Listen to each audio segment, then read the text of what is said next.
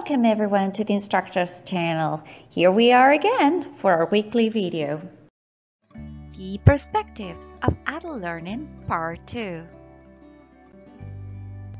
In this video, we'll be talking about the social learning orientation, situated cognition, the humanistic orientation, and Patricia Cross' chain of response model. So let's get started with the social learning orientation. This perspective actually integrates many of the ideas and concepts evident in both cognitive and behavioral views of learning. The champions for this perspective are Bandura, Rotter, Atkinson, and Macmillan. And learning is conceived as a reciprocal interaction between cognitive, behavioral, and environmental factors. One of the key factors actually developed by Bandura is self-efficacy, that is, specific beliefs that individuals have about their own abilities that influence their approach to learning and their learning outcomes.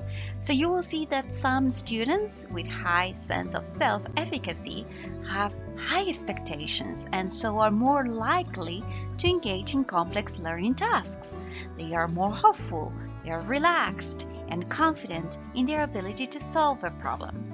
However, the students that have low self-efficacy, that low sense of self-efficacy, are more easily distracted, more easily frustrated, and they do not persist much in completing the learning task. Motivation is another key factor, and the needs and expectations are two critical determinants of that motivation. In terms of the teacher's role is actually to convey this sense of confidence to learners about their ability to achieve. Also, the teacher's goal is to foster intrinsic motivation by introducing the course and each topic in an interesting, informative, and challenging way. Another way is by presenting the material at a challenging level so that it communicates with the adults' interests and their abilities. Also, by using varied and creative styles of teaching to maintain that interest. Another way is by focusing on higher order learning outcomes. So verbs like related to application, analysis, and synthesis and evaluation are the ones that we want to use. And finally, by modeling enthusiasm for the course. This perspective also defines the social role modeling or vicarious learning, that is, emphasizing that individuals learn through observing others, and by observing others, individuals also learn about possible actions and their probable consequences. So let's jump now into the other perspective, situated cognition. The champions are Collins, Brown, Newman, and others, of course. Learning is defined as a process of enculturation. That is, the individuals who are to learn, they have to become embedded in the culture in which knowing and learning have meaning. So, given the chance to observe and practice in situ the behavior of members of a culture, in that way, people pick up relevant jargon, imitate behavior, and gradually start to act in accordance with its norms.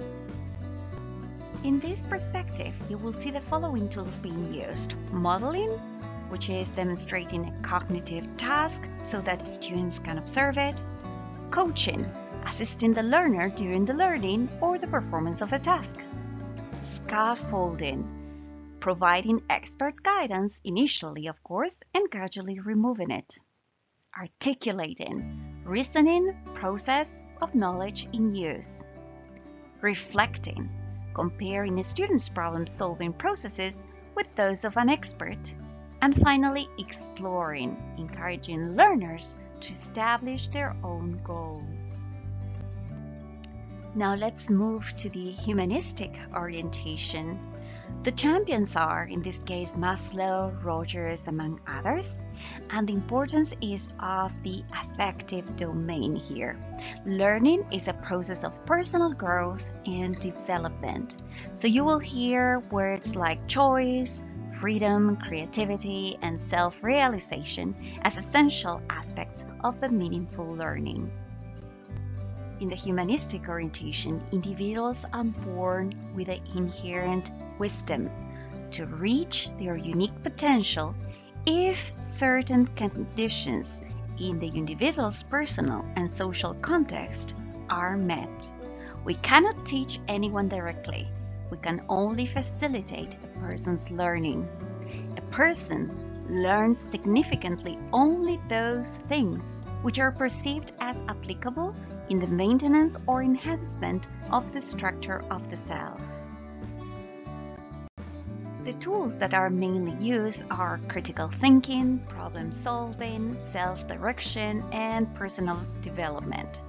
There is a whole optimistic perspective around this humanistic orientation because we are highlighting the goodness of individuals and their innate potential to become self-actualized or fully functioning. And finally, we arrived to Patricia Cross' chain of response model. She integrated important research regarding barriers to adult education, theories of motivation and participation, as well as developmental stages in adulthood. For her, in the chain of response model, the starting point is with the adult's personality and self-perceptions. Individuals who are frightened, anxious, and insecure about their abilities based on past educational experiences are unlikely to engage in educational pursuits if they believe that they will be judged or evaluated negatively. And the attitudes of family and peers are also important because they may encourage or discourage further education in adults. And before jumping into the model, let me give you this definition. Participation in a learning activity is the result of a chain of responses to both psychological and environmental factors. So let's talk about the model itself. Points A and B highlight how attitudes and personality factors are linked to educational participation. In point C, if the educational goal is not valued or the probability of success is questioned, motivation may decrease. In point D, it is suggested that life transitions such as job loss or a divorce can also be a catalytic for participation. At point E, those adults who are highly motivated and who are not deterred by any major barriers will likely persist with learning activities. However, if one or more of the barriers are strong, the likelihood that the individual will persist in the learning will decrease. And finally, point F. Accurate information about learning opportunities is critical. Individuals may not know who to contact for course information, for example, if they live in an isolated area. So this concludes our video on key perspectives of adult learning. Hope you liked it, and if you have any suggestions of another topic, please feel free to leave your comments below. Thank you, and see you next time. See you next week, and in the meantime, we'll leave you with 2 other videos that you may consider watching as well. Happy training, instructors!